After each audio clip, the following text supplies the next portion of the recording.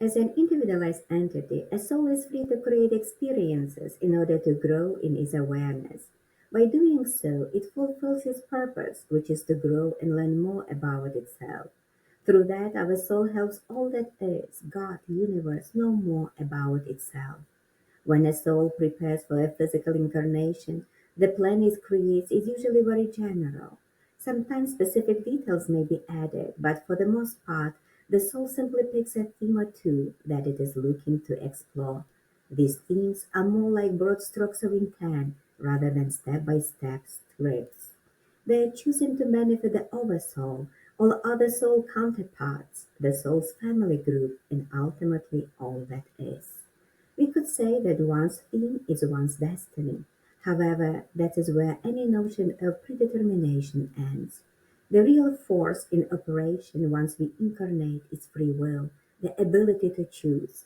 What seems like destiny to us is a theme that was freely chosen by our soul. Once a theme is selected for incarnation, we are free to explore the theme in any way we choose. If we take, for example, the theme of abundance, our soul may choose to be born in a poor, middle class, or rich family. From there, we are free to choose how to experience our relationship with money. Another example is the theme of love. Our soul would learn equally valid lessons about love by being a very jealous and possessive person in our intimate relationships, and it would learn this lesson by creating harmonious, loving partnerships based on mutual respect and appreciation. Once we become aware of our themes, we are free to either continue working within the lesson's limit or to bring them to a conclusion. Even though the themes are chosen before we are born, we can complete them midlife, and then the soul will choose a new theme to be explored. It's possible to bring a theme to conclusion rather than working through it for the rest of our lives. We have chosen to be born at a time when the expansion of the collective consciousness is being explored as a shared theme. Therefore, our individual themes operate within the collective theme, consciousness shift, that all we have agreed upon. All we have to do is explore different approaches to living that theme. Our life has an inner purpose and an outer purpose. Inner purpose concerns being and is primary. Outer purpose concerns doing and is secondary.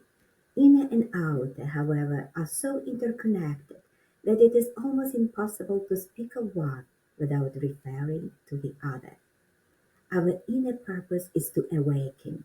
It is as simple as we share that purpose with every other person on the planet because it is the purpose of humanity. Our inner purpose is an essential part of the purpose of the whole universe and is emerging intelligence. Our outer purpose can change over time. It varies greatly from person to person. Finding and living in alignment with the inner purpose is the foundation for fulfilling our outer purpose. It is the basis for true success. Without that alignment, we can still achieve certain things through effort, struggle, and determination, but there is no joy in such endeavor, and it eventually ends in some form of suffering.